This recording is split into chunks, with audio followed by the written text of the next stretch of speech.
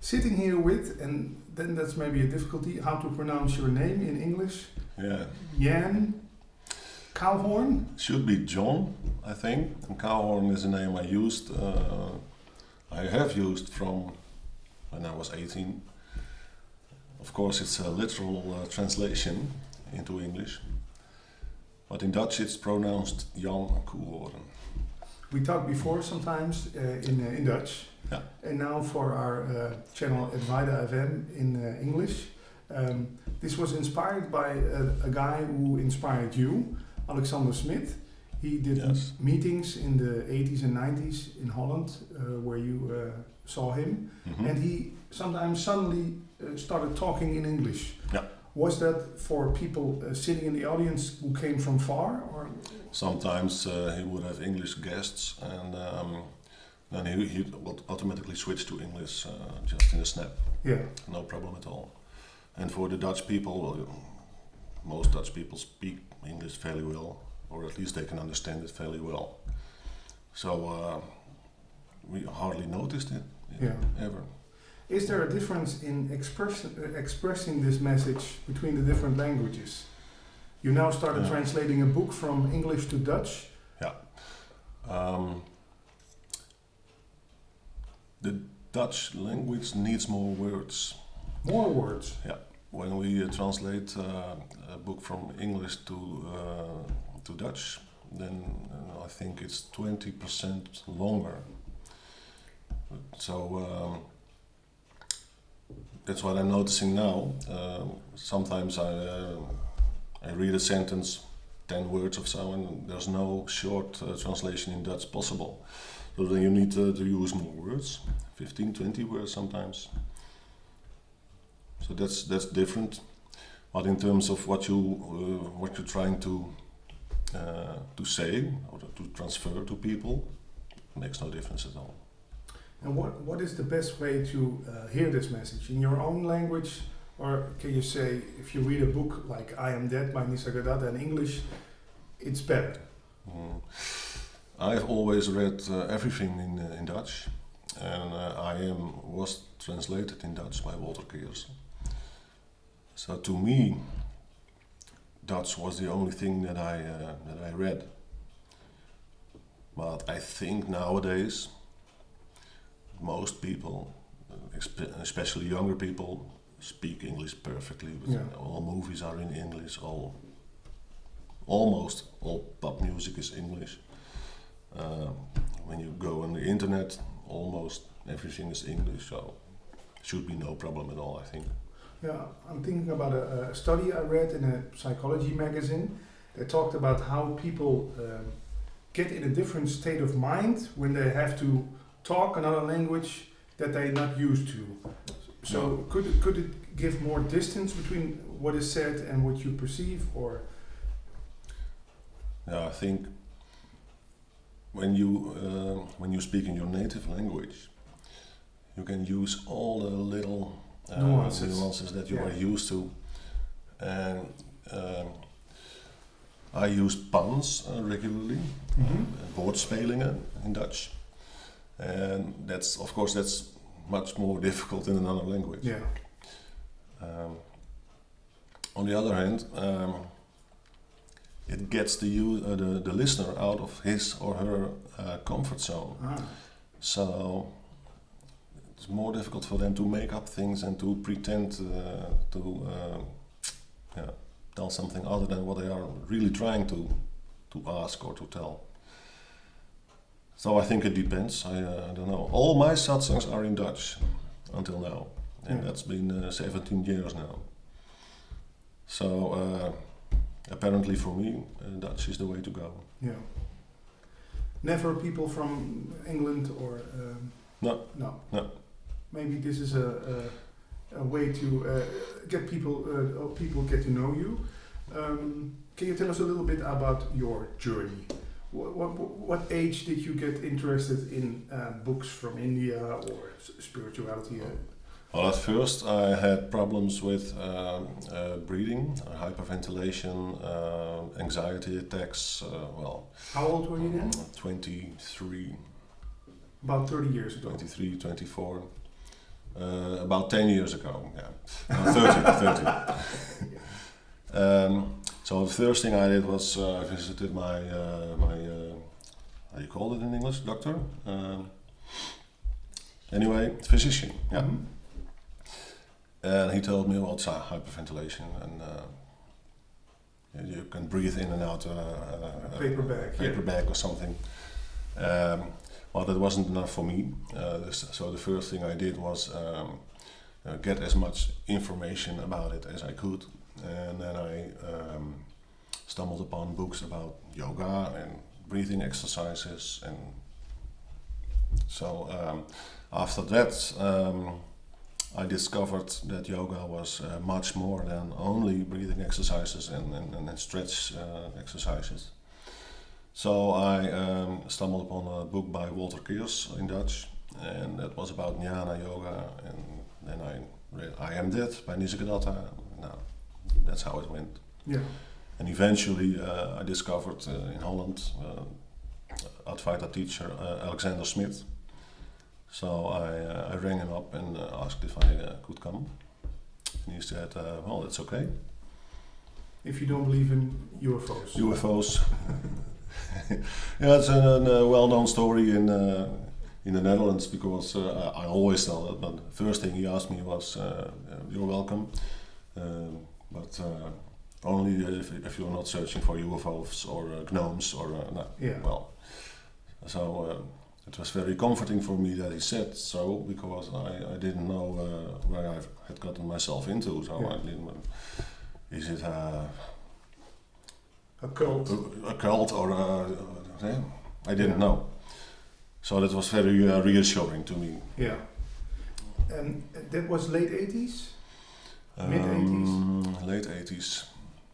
I think I was 29 and I was born in 62, so Yeah. you can do the math. Yeah. How come Alexander's way of teaching appealed so much to you? Because it was non-conformistic. I never met anyone before who could express everything so directly and with so much humor and so much honesty and integrity. And he was in no way everything he said was straight from the heart. He didn't try he was no pleaser or something. If you were not in the right place, then you were sent away directly. No double agenda. No double agenda. And it was really the first time that I met someone like that, someone like him, who behaved in a way that I couldn't have predicted.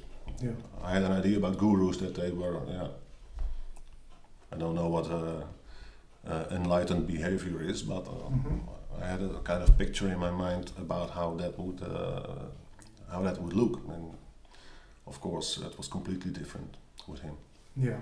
You didn't visit his meetings very long. You've been there for 3 months. 3 months. 3 months. And was there a moment that he came to you and said, Jan, you're free to go, you've seen what you have to see, you've heard what you have to hear? Oh no. No? No, it didn't work that way. He always said the only one who can tell if he or her has seen it are you yourself. So you didn't have to ask him if you had seen it, or you didn't have to. There was no confirmation needed from him. You just know, and then you go. But how do you know? It's very. It's not in the way that people are used to. What they say, I know something. Usually they mean by memory. I can recall it, so I know. I know where I live. I know the name of my children. I can recall it. But when you're in love, for example, and I would ask you, how do you know? Then there's not. You cannot say, oh, I remember that I am in love. It's not very wise to say that to your woman. Yeah. I think I know that I love you. I seem to recall that I love you. You love someone or you don't. You just know. Yeah. You just know. So how is not applicable. Why is not applicable. You just know. Yeah. And maybe it's more because of the absence of a lot of things than the presence of some things. What did fall away? Questions? Questions fall away. All cramps about who I was, what I needed to become, what I should undertake. All that was blown out of my system. And blown is not really the right word. It's more like fade out or something. So I didn't see thunder and lightning or all those things that I had read. I just experienced kind of a fade out in which all those things disappeared. And people in your family, did they see a change in you? Did you become more lovable? Did you become more, or all things in the world? No. Still the same. I kept it secret for my family and they knew friends. But they knew you were visiting Alexander. No. Okay. No, it's not something that I thought of advertising to anyone. Is that maybe really an advice for the people who are listening or watching this? Well, keep this to yourself. The danger is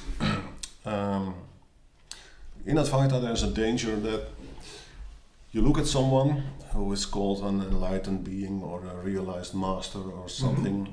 You hear his or her story, and then you think, okay, so that's the way to go.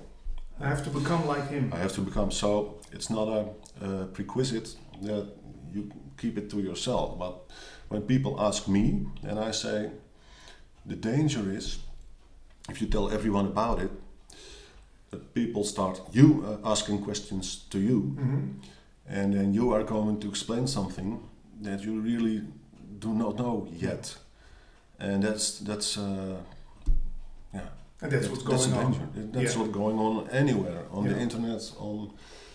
Everyone can copy paste. So it's no problem at all posting things online and pretending to know things that you really don't. So for me it was absolutely no question that I was going to tell anyone anything about Advaita until I knew what it was for myself. And there is that knowing again. Remembering Advaita is very easy. Quoting Advaita masters, very easy. But knowing, doubtlessly, for yourself, that's a completely other story.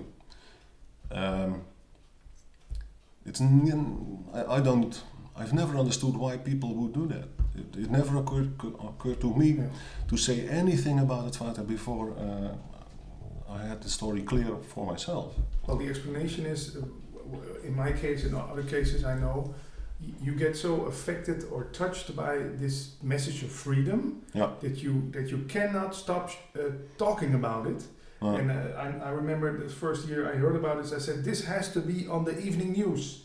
We have to tell everybody at 8 o'clock. The first item on the and then journal. you become a missionary or something. But you get back from that because you know that there are not so much people interested in this. Nobody gives a damn. No, they think, well, what you talk? Oh yeah, nice. I'll look into that later. I started sending these little books by Hans Laurentius. I found it on the website. Giving it to friends. Sending it everywhere, and people. And the result is that you lose your friends and you don't get invited to parties anymore. They think he's getting completely nuts. No, I was very hesitant even after the story became clear to me. There was no doubt in my mind about not giving satsang. It was only after I heard that Alexander died that something started to happen on that front. I made a small web page about what Advaita was. Mhm. So I started getting reactions and emails and invitations, and Yeah. that's how it started. Late 90s when Alexander passed away. Yeah, 98. Yeah. Yeah. And is this something you can know through the internet, or is it necessary to see you in person, or go to a living satsang, or It's absolutely necessary to see a living person, and then you should go to me. That's absolutely. And bring all your money.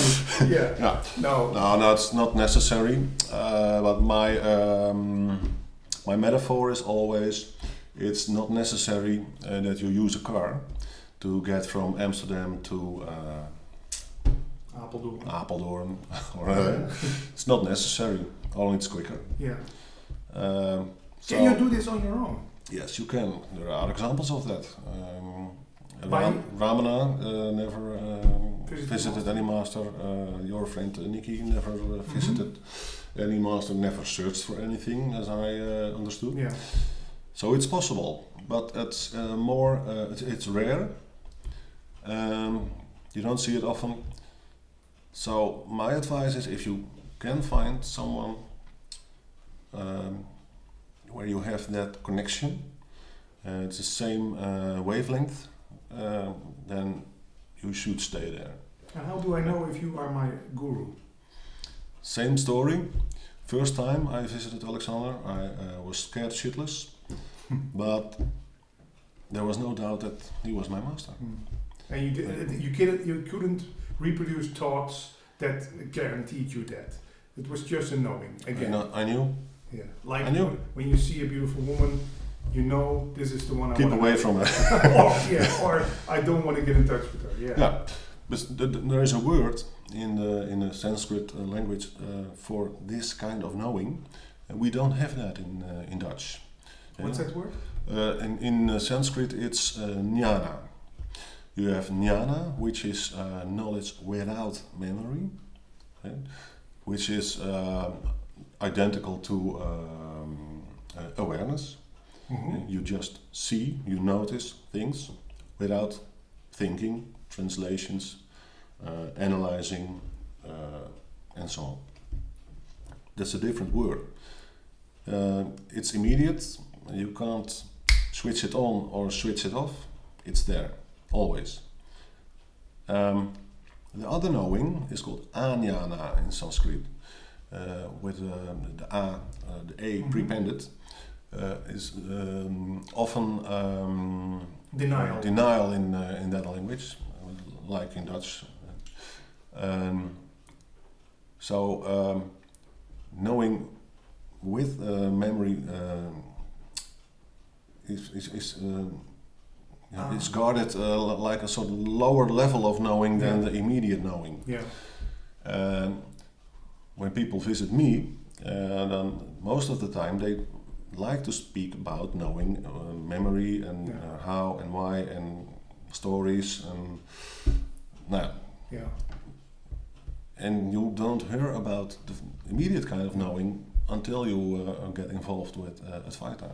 Could you say the example is I know how an orange tastes or an apple, but I don't have to remember that. I just know when I taste an apple, that's an apple.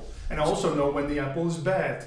I taste, it's bad. I don't have to remember, this is how a bad apple tastes like. You know immediately. Usually the reaction of the body would be throw it away immediately, and then later on you think, that was... So thinking is always afterwards, behind, too late. It's a beautiful instrument, but to know who you are, it's not the right instrument. The only instrument I know of is the direct kind of knowing, which I'm talking about all the time. And can this thinking machine, or however you call it, be a hindrance in knowing who you are? No, but it's like having a shadow. If all interest is going to the shadow, and you think it can harm you, and you try to get rid of it, then you will do the strangest things like jump up and down or trying to run from it, and Mm-hmm. you'll notice that it's always there. And then the next discovery is, yeah, it's there, okay, but it can't influence me in any way. Thinking is the same. A lot of people who visit me ask, I want to quiet my thinking, I want to have lesser thoughts, I want to experience the silence or something spiritual, all those kinds of things. My response usually is, I'll take a nap. When you take a nap, then your thoughts are gone. Yeah. It's not a question of thinking lesser thoughts or thinking other things or whatever. Only thing you need to see is that you are aware of the thoughts, and that awareness is something that is completely spontaneously, automatically direct, without someone doing it. Yeah. That's all there is. So thoughts come and go, and in the meanwhile I stay the same, like a movie screen or something, or like well, you can call it whatever. Every time you give it a name, you're creating new thoughts. That's the problem in Advaita, of course. And we can only point towards it, but we can never make it into an object of something. Awareness can't be seen. And you can see objects, but you can't see the seeing itself. That's impossible. So as long as you keep searching for that, or you're trying to achieve that, then you'll fall into the same trap time and time again. Some people can spend their whole life doing that and get crazy. Yeah. Eventually, yeah, of course. It's not a way. It's not the instrument. You're using the wrong instrument. Yeah. You're using a guitar to play violin. Yeah. For example. Yeah. Yeah. So it's not working.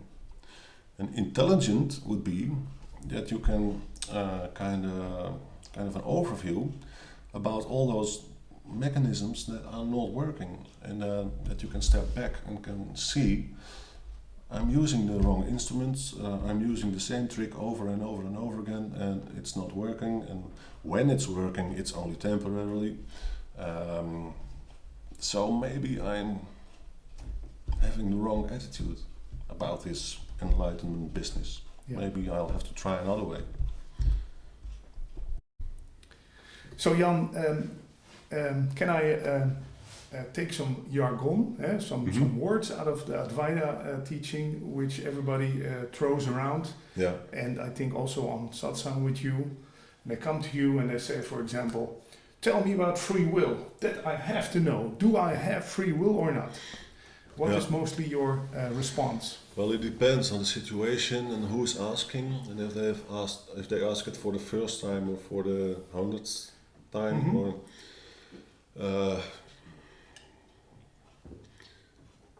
because if you say there's no free will, then the conclusion usually is okay. So then I can go sit on the couch and let all things happen and do nothing, and no responsibility.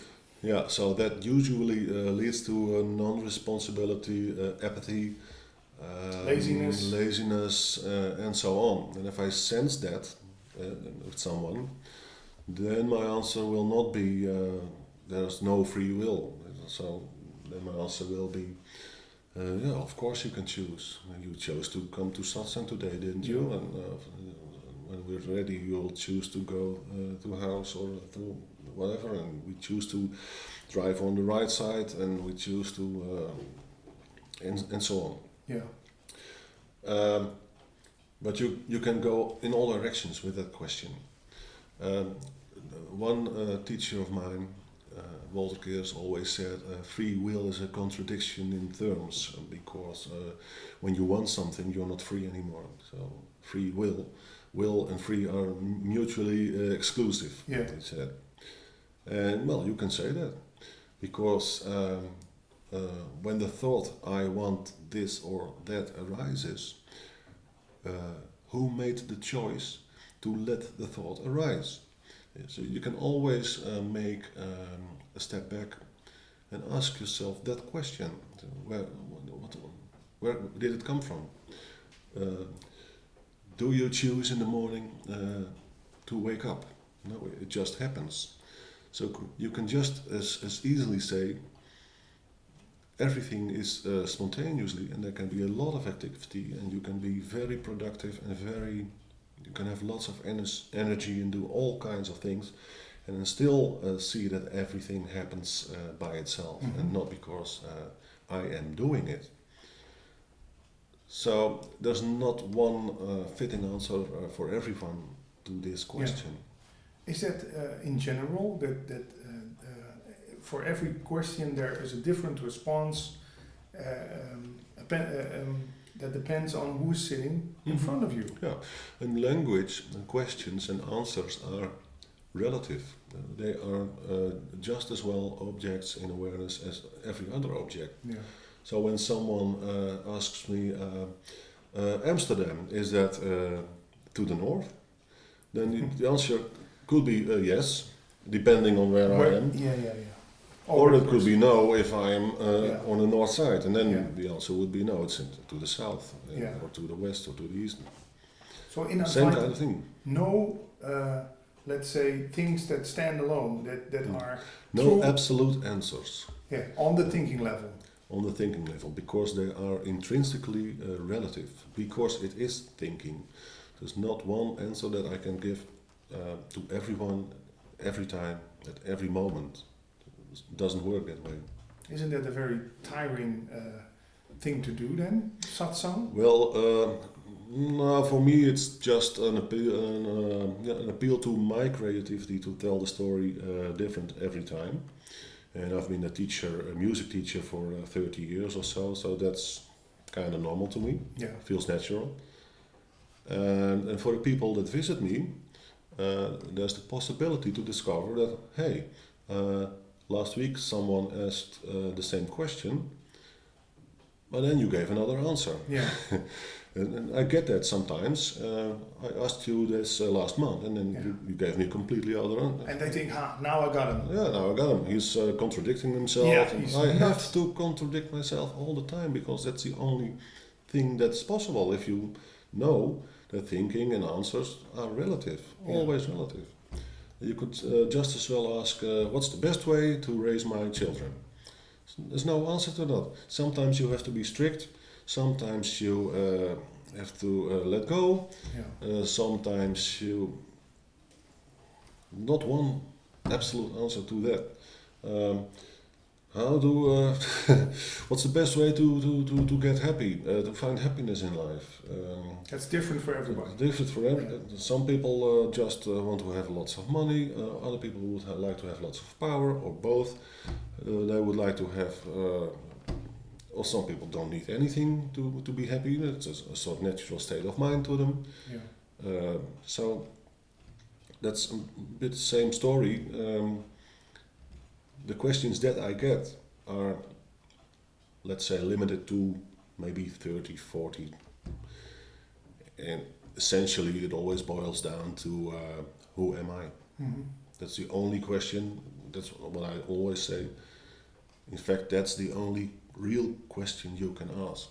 When you take a step back and you ask yourself, how am I going to solve the problems that I have in my life now? Then the first question should be, who is the I that I am going to solve the problems for? It's always the question, who am I? If you skip that one, then the rest becomes nonsense because you are undertaking actions for someone that you really don't know who or what it is. Yeah. So that's the basic problem in Advaita, and not just Advaita, but for everyone. And is the I the troublemaker? Yeah, it would seem so, eh? That's it. What for 40 years or so for life experience, I think every time there was a problem in my life, there was this I who said involved. This isn't good enough. This has to improve. Yeah. You were too fat. You were too lazy. She's too fat. She's too lazy. Yeah. Yeah. The way I explain it is I make a distinction between problems and conflicts. Problems will always be there. When you're hungry, you have to eat. Mm-hmm. And so when you feel hungry, that's a problem, and it gets solved by eating something. It's like a little puzzle. Yeah. So you get all desires, all fears can become problems if there's thinking involved, and then you're going to solve that problem. Yeah. So that's not not a big thing. Yeah.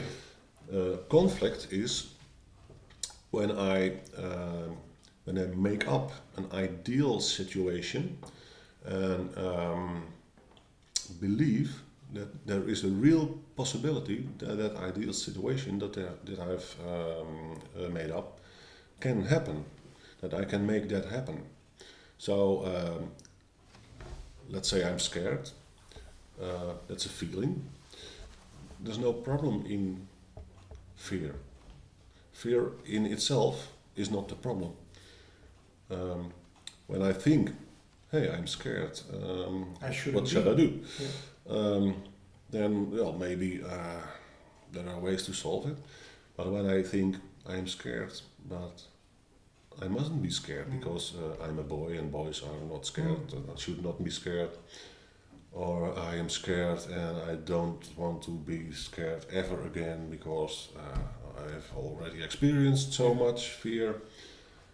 And then I start to believe that it really should not be that way. And I make up an ideal situation in which I'm never scared again, in which I've developed all kinds of methods to not get scared or to make it go away as soon as possible in the case that I am scared. Well, that's where the conflicts start, as far as I'm concerned. That I really believe that I should not be scared, but I am scared. Yeah. The stronger the belief is, the stronger the difference between the projected ideal situation and the situation as it is, the bigger the conflict. And if you experience conflicts all day long, then well, sooner or later you're going to experience a kind of crisis or whatever. So, first problem in Advaita is that you are going to solve that conflict. Then you're using exactly the same principle and strategy. I have all these conflicts, they shouldn't be there, so how am I going to make same problem? And suddenly there's Advaita and you think, hey, that's the medicine for all my conflicts. Usually the first reaction. Yeah. This is it. Yeah. Now I have found. And sooner or later you're going to discover that Advaita is not the final method of living, doing things, behaving. It's no way of life. No, you can't. It's not. Well, in Dutch you would say toegepaste kennis, applied science of applied science knowledge. Yeah. It's just a way of telling how things, who you are, really. That simple. Yeah. So if people ask me what do I get from it, from Advaita, what can I do with it? Then the answer is you'll get nothing, and you can't do nothing with it. Only maybe seeing through all misunderstandings in your life. Yeah. So in fact you're losing things. You're losing images in your mind that are not correct. You're losing ideas about yourself that are just not accurate. And what are the dangers of Advaita? Danger is that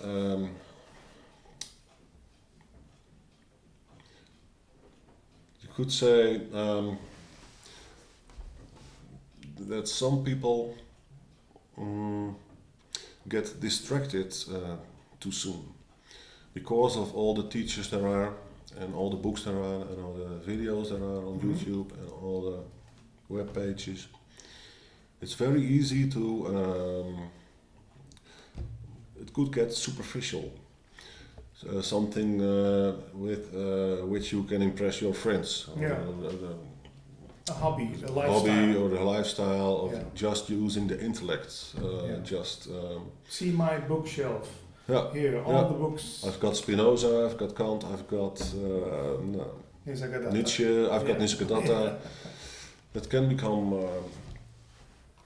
But is there real danger? Are there people in mental institutes who read about it, heard about it, saw this, or went through it too soon, or didn't have a right someone who led the way for them? That's why I say that having a teacher or a guru is better than just trying to do this by yourself, because at the time that I got involved, I still had those anxiety attacks, and it's really it's not at all nice and spiritual and enlightening and funny and fulfilling and so on. Yeah. So they always say in Advaita it's better when everything is going reasonably well to begin with Advaita then, but of course the need is not there because everything is going. Usually people start with it from some kind of crisis. This could be any kind of crisis, but usually it starts that way. If you look at teachers anywhere and you ask them how did it start with you, then answer you usually get is I had hit rock bottom, or I was completely heartbroken, or insecure, or suicidal. Is this something, we once talked about this, my friend Paul and I, there's this famous Dutch singer who committed suicide, Anthony Kamerling, and I know he read a lot of books about this and so on. Could you, I know you can't say this thing applies for everything, but could you say that someone who is suicidal and gets knowledge of this, maybe this can turn things around for them? Good. But it's no assurance. No, the one of the truths of life is there are no guarantees. Never. Only guarantee that we can make up are thought-induced, as I would call it. So we believe that we can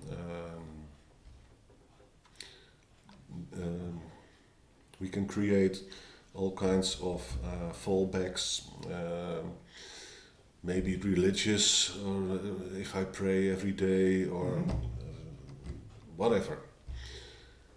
But the reality of life is that there are no guarantees. There is not one thing certain in life. Everything, your daughters, your father, your mother, your friends, your wife, your husband, you don't know if they will be there tomorrow. That's not guaranteed. Of course we assume, but more than that's not possible. Yeah. And in Advaita, it's the same thing. There are no guarantees. The only thing you can, I hesitate to say learn from your guru, but discover with his help or her help is who you are. And even that is not guaranteed, because there are lots of people who don't discover it. But that's what it's all about. So when someone comes to me and I sense that they are trying to get some kind of guarantee, then I usually immediately tell them this story. Yeah. In my life, same thing, no guarantees. I don't know if this body will be there tomorrow. I don't. The only thing I know for sure is that with every phenomenon, I am the observer of that phenomenon. That's the only thing I can be sure of. Yeah, I remember your teacher Alexander Smith once told in one of his teachings that, or one of his satsangs, you cannot hide. There's no place to hide. No. Is that the same what you were telling now? Same message. Yeah. But we do try. To hide from life. We do try. Yeah. and that can be in school, study hard, because then success later on is guaranteed. In sports, give everything you got, because then success will come. Getting married, relationships, give it everything you got, because then you will be happy. Yeah. And all that is true, but it will be relative happiness, relative success, because it's in the world of the duality. Yeah. So as long as you know that, there's no problem at all. And so then yes, you can study hard, and yes, you can have a nice job, you can have a nice wife, you can have nice children, all no problem, except it's not for eternity. Yeah. And when you know that, then it becomes playful again, which it always was, but you forgot it. Yeah. But this thing which gets us searching is that we know there's another kind of happiness, there's another kind of what's the right way to say? Another kind of You already know what you are, but you have forgotten it. And because of all the methods that people use to become happy, at a certain day you start to realize that it's not that I am not trying hard enough, or it's not that I did not find the right method yet. It's because of something else. What that something else is, they usually cannot tell until they read a book about Advaita, or they see a video, or anything. That was the effect with me. The first book that I read was immediately, bam, this is it. Which book was that? Yoga and the Art of Relaxing. By which? Multigears. Yeah. And I understood nothing from what I read, but you knew? I knew that I stumbled upon something very essential. Yeah. So, again, in order for that to take place, you must know already, because otherwise recognition would not be possible. Yeah. You have to know already. Yeah. Only, we forget, and we learn to strive for other things. Could you say Advaita is like an anti-course, in the sense of normally when you do a course, let's say English language, you add something to yourself. You add new words, you learn. Yeah. Is Advaita the other way around? Just can be unlearning in the beginning, but I think it's more courses, striving for things and searching are not the enemy. But the first reaction of people who come in contact with Advaita usually is, okay, so that's all wrong. I shouldn't do that anymore. It's a little bit like in puberty. Yes, first you believe everything, you try everything, and you obey your parents, and then suddenly you're going the complete opposite way, which is still a reaction to a system or books or a course or maybe a fashion. Advaita is more like, you see the first phase in which you are obeying everything and following everything. Then you see the second phase in which you are reacting against everything and oppose everything, say the contradictory things. And the last phase is integration. Balance. So yes, I can follow the fashion, but I don't need to. But if I do, perfectly okay. So it's not, there's not this system on the one side and Advaita on the other side. Advaita is more at a meta level, I would say. Yeah, I think Alexander talked about it also. Everything needs a balance. But is it a logical way that most people who get in touch with this subject, that they they strived and tried for years, like in my case, to get everything they want in the world. They see that's not fulfilling. Then suddenly you get to a point where you start wearing the same clothes for years and thinking about, oh, I don't need to earn any money.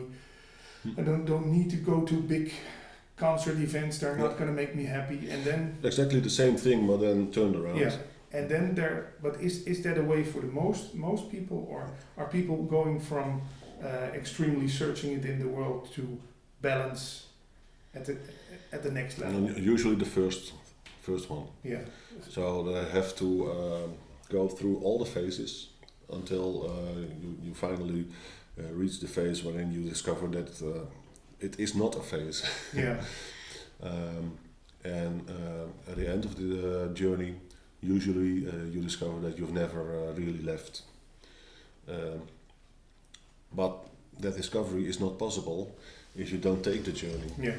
But for some people, it's possible to immediately see where the importance lies in Advaita and to skip all the processes. Was it in your case? A little bit.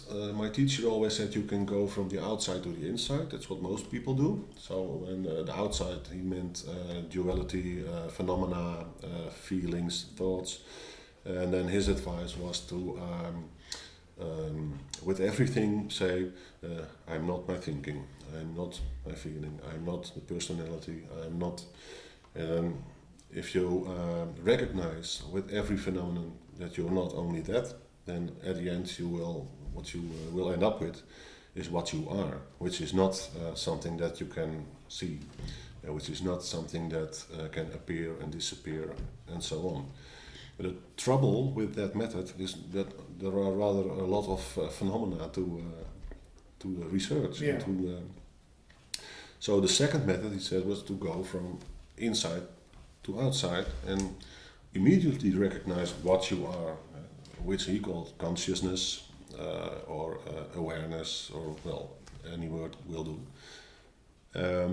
And that struck me, because I thought it was much more intelligent.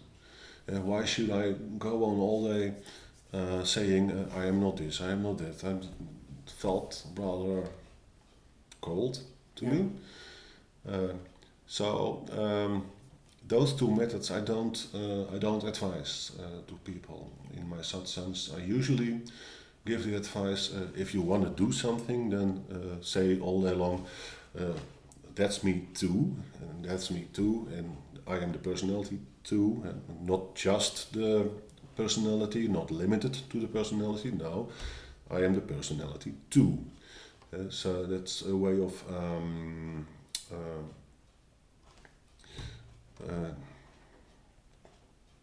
it's warmer. To me, it's much warmer than saying all day long that I'm not my wife, I'm not my children. Yeah, netty, not this, not that. Yeah, netty is almost always explained wrong, I think. The translation in English would be, I think, not this, not that, not both, and not neither one of them. Yeah, I think. But still, when you say neither this nor that, that's a difference. It feels for me than not this or that, because neither, you don't make any distinction. It's like it's not just this or just that. That's the translation I use. Yeah. I'm not just this. I'm not just that. Yeah. I'm not. That's a difference. Included. Yeah. And not excluded. Yeah. There's another danger in Advaita is that you become just the seer, the observer, and not the world. Yeah. So then there you are, very spiritual in your position of the observer, and then you're going to say things like, "Oh, that just happens in consciousness. Yeah. I lost my child, but I am observing it, and it." You get the untouchable. You get untouchable. Out of the, you get out of this world, just like an observer. It's what's called the Advaita shuffle, and you're not responsive anymore, and you're not in touch anymore, and you're completely disconnected, I would say, from everything there is. Jan, there's an example that gets into my mind. I'm curious about your reaction to this. For me, it's like a difference that, let's say 10 years ago, I walked through a store and I saw all beautiful things, and this I want to have, and that I want to have, and this I want to have. And now after 10 years I can walk to the same store and just enjoy the beautiful things without having to possess them, Yeah. without having to add them to me. So the conflict is gone. Yeah, As far as I'm concerned, that's the whole story. What I used to, I'm a musician, how I used to study was, in fact studying was hell until you can play the piece. And then the fun starts. yeah, That has changed completely into studying and enjoying just what you hear, what you feel. I'm a piano player. yeah, And at the end, the result is that you can play a piece. But in the meanwhile, there's no conflict. There's not someone trying to achieve something. It's A just goal. me and music and yeah, hearing and feeling. yeah, And the result is better music. yeah. Because there's no doer. Everyone who's ever been to a concert knows that if you see something on the stage and you see just ego trying to show Impress, off yeah, or impress, then that stands in the way of enjoying for the audience the music and the joy and so on. And if you experience ego not standing in the way, it's not someone trying to achieve something, but someone just being music, then it's a completely different story. Could you say that in trying to impress people, there's also no enjoyment for you? Because you're... No, but you think that it works that way. Yeah, that they should enjoy me trying to impress them. My teacher used to say that's the kindergarten level. Or the level, look ma, no hands. On the bicycle, Or yeah. That's the level that you are in. And if that's the case, then no Advaita teacher will tell you,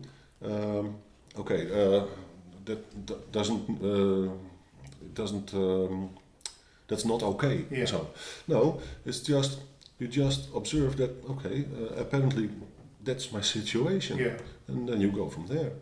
So never from what it should be, yeah, but always what is it? Yeah. What's it that I'm seeing? What is it that I'm experiencing? Am I being childish? Yeah, I'm being childish. That's the case. No conflict. And then it's just childishness. played out, be Yeah, childish. yeah.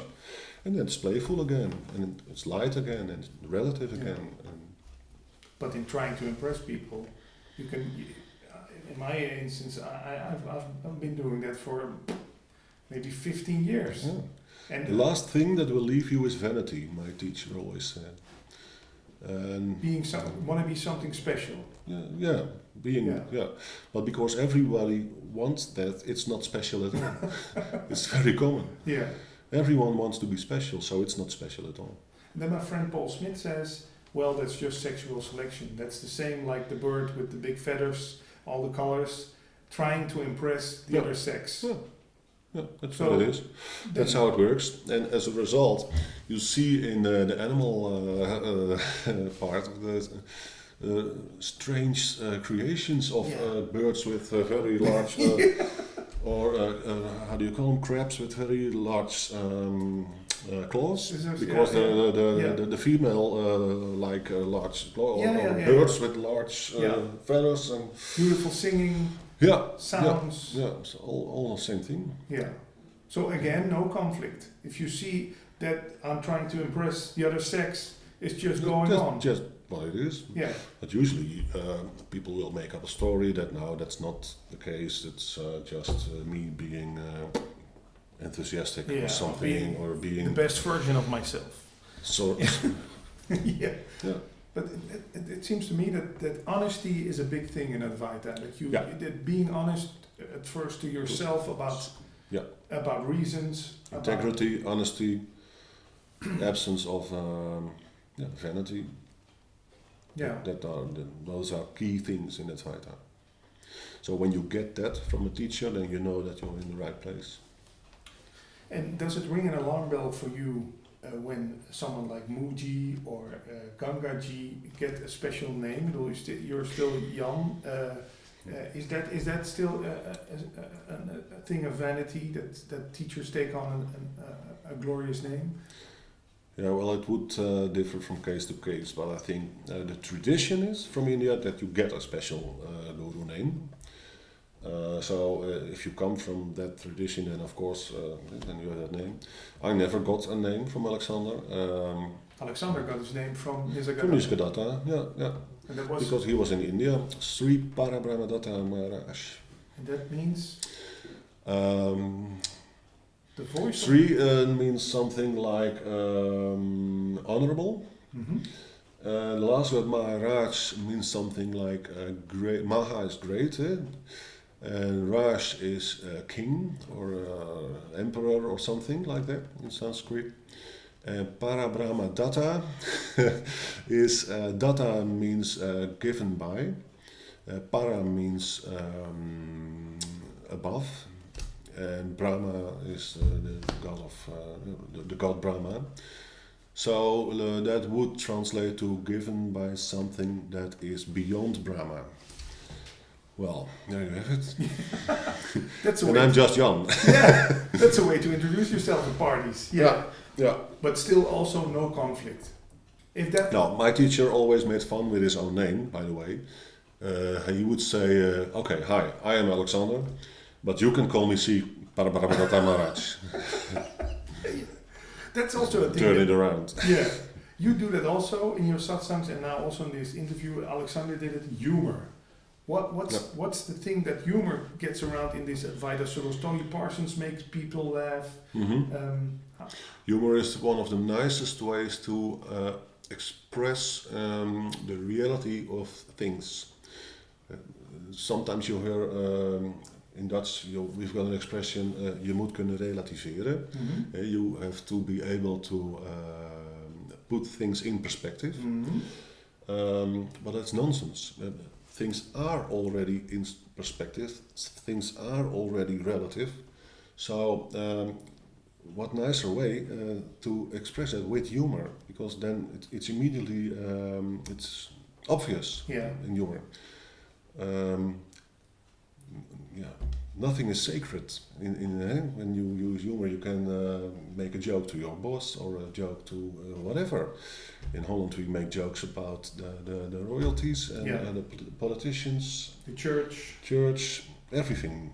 It's a nice thing, and it has the element of surprise. You have to be creative to use it. Not all people can say that. So. And on the other, it's also a way of when you give satsang and it lasts for let's say 2 hours or so, and you would not use one joke, then you tend to lose the attention of people, and that's a little bit the music teacher in me. When I have a group in front of me, I always try to keep track of what's the energy level. Are people listening or are they falling asleep? Yeah. So then you can use something which surprises them to get them back again to listen. And still, that's a mechanism that works also on the regular media. At the end of the year, we always have comedy shows on TV where some comedian is telling us, for me, for about 1.5 hours, don't take this stuff too serious. Yeah. It's all just entertainment. Yeah. There is a video by what's his name again? Bill Hicks. It's called "It's Just a Ride." People can look it up on YouTube. He was a comedian who talks about this stuff also. In a way. Yeah. Some people have remembered that it's just a ride, but some people have forgotten and they take things too seriously. And there is nothing against seriousness, but when it becomes a cramp or when it becomes something in your life that you causes conflict everywhere, then it's the wrong kind of seriousness. So how come you want to shoot me if I make a joke about your prophet in the Islam? That are very that's what you get when you take things serious in the wrong way. In my view, that's how you get. If I have an opinion and somebody else has another opinion, then usually what happens in my case is, you could say it this way, but I can see your point of view and you can say it your way, and that's the end of it. Yeah. No escalation. And what you see in the world around us is that there's lots of escalation, and it always has to do with a kind of belief system, or political systems, ways how you should live your life. If that escalates, then that's proof that people did not recognize the relativity of all the opinions that there are. So, no. So I have to defend my truth because you don't take it serious, Yeah. in my opinion. Yeah. Guarantees, same thing again. I have built my set of rules for life to guarantee safety, happiness, and so on. If I can get as much people as possible to believe the same thing, then there must be some truth in it, because everybody is believing it. So always when you experience kind of missionary, I would say missionary position, but that's something else, I think. Trying to gather people around some kind of system. Going door to door, telling people Advaita Exactly. stuff. Well, that's I find that suspicious. Yeah. It's an argument by number. Yeah? The more people believe it, the more truth it will have. Yeah, it something must be like true, because millions of people believe in it. And that's why Advaita will never become a big club, because it's not a club. Yeah. You don't have to become a member, you don't have to be on every satsang. If you visit my satsangs for 3 months and then I don't see you for a year, then I will not ask, where have you been, and I missed you, and so on. So there are no obligations. But when someone comes to your meetings and says, this is all bullshit, what you're talking about. So what are you doing here? Yeah, that's would be my response. Not, okay, let me tell you why it's not bullshit. You don't No, feel the no. urge. No. No. Because for a lot of people this is bullshit. Yeah, of course. Yeah. So I won't force it down their throat. No. It's only when someone is really interested and really makes an effort on his own part to get this story straight, that an Advaita teacher will give answer to questions and will give directions and pointers and so on. Yeah. But not if someone is not interested or wants something else. Yeah. It happens. People come to satsang with me, and then what they really want is a little bit nicer life or so. Well, that's fine. Only then you at the wrong place. Then you're in the wrong place.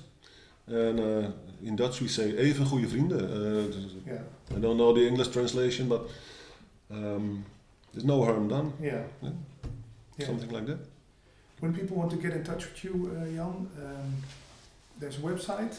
There's a website, jankoehoorn.nl. Yeah, and maybe for English listeners or viewers, Jan is JanKoehoorn. Yeah, and there's a Facebook group, a group on Facebook, same name, Jan Koehoorn. If you search me on Facebook, you can find me. And on the forum, you can ask questions, and they can be in English. Until now, it has been just Dutch, but it would not be a problem at all. So if they like that, then they're welcome. And when people like visiting Amsterdam or another big city in Holland, do you give satsangs often in big cities or small places? For now, it's Alkmaar, which is kind of a small place. It's near Amsterdam. Yeah. There's another place that's called Deventer. That's also a small place. In the east. And there's another place that's called Delft. And then there's a weekend in Helios, which is a center in Heerde, all those names. And there is a retreat in Belgium in, I think, April 2016. Yeah. All of which is on my site. Yeah. So if people go there, they can see. And the Dutch viewers can find a lot of material from Jan on YouTube also. There's some satsangs online, And we did a lot of interviews before in Dutch. They are found, or you can find them on nondualisme.nl. Yeah. And lately I've been posting audio material from my teacher, and a lot of that material is in English. And they can find that on mixcloud.com. Mixcloud? Yeah. Just search Alexander Smit. Yeah. SMIT. No and then age. you'll find it. No age. Yeah. And that's great. That's the last question I want to ask you. How come that these things you put online by Alexander, they're now, let's say, 27 years old. They still sound like he told them yesterday. Yeah. This is so fresh. Yeah, that's the effect of a real authentic Advaita teacher. And the message is timeless. Maybe the words that are used or the way of speaking is a little dated, but the message itself is from all times. And also the subjects he talks about. Same, because the basic problems of men have not changed. And will not change. And will not change. It is always has to do with who am I, and that will be the problem until you have discovered how that is, and what it is, and who you are. That's the main question. Yeah. Thanks, Jan. You're welcome.